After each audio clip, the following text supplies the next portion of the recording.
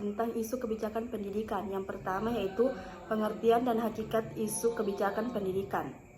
Yang kedua, kekuasaan terhadap isu kebijakan. Yang ketiga, meta-analisis dan isu kebijakan. Isu kebijakan pendidikan adalah suatu hal yang terjadi dan tersebar di masyarakat mengenai kebijakan pendidikan yang apabila tidak ditangani dengan baik akan menimbulkan masalah yang serius dalam kebijakan pendidikan. Yang kedua, kekuasaan terhadap isu pendidikan. Kekuasaan dalam pendidikan yang bersifat transformatif adalah yang dalam proses terjadinya hubungan kekuasaan tidak ada bentuk subordinasi antara subjek dan subjek yang lain. Sedangkan proses kekuasaan sebagai transmitif terjadi proses transmisi yang diinginkan oleh subjek yang memegang kekuasaan terhadap subjek yang terkena kekuasaan itu sendiri. Ada 4 masalah yang berkenan erat dengan pelaksanaan pendidikan berdasarkan kekuasaan. Yang pertama, domestifikasi dan stupidikasi. Proses domestifikasi dalam pendidikan ini dapat kita lihat dari perlakuan yang salah terhadap ijazah. Ijazah dijadikan tangga untuk menaikkan status sosial terlepas dari bagaimana proses yang dilalui dalam mendapatkannya. Yang kedua, indoktrinasi. Apabila kurikulum berisi indoktrinasi, maka cara penyampaian proses belajar mengajar tentunya juga mengikuti pola indoktrinasi.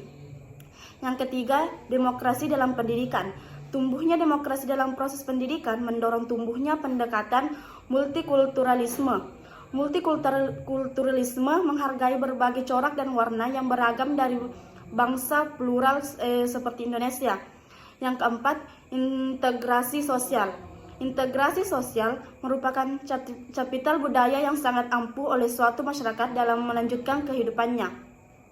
Selanjutnya itu meta-analisis isu kebijakan. Meta-analisis adalah suatu bentuk penelitian kuantitatif yang menggunakan angka-angka dan metode statistik dari beberapa hasil penelitian untuk mengorganisasikan dan menggali informasi sebanyak mungkin dari data-data primer yang diperoleh, sehingga mendekati komprehensifan dengan maksud lainnya.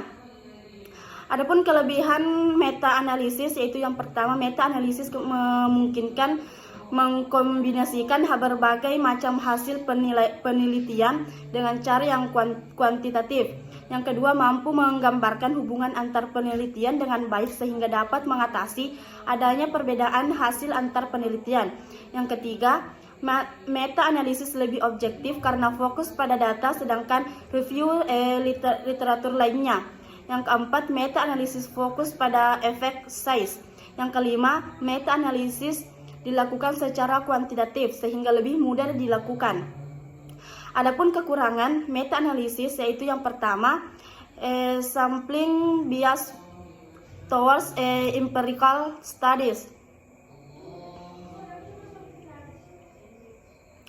Yang kedua, publication bias. Meta-analisis menggunakan data yang terdapat dalam penelitian yang telah terpublikasi sehingga dianggap penelitian tidak representatif karena hasil pengamatan yang signifikan.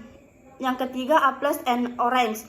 Metode ini bisa dianalogikan seperti membedakan antara buah jeruk dan apel, artinya mengkombinasikan studi yang berbeda dalam analisis yang sama.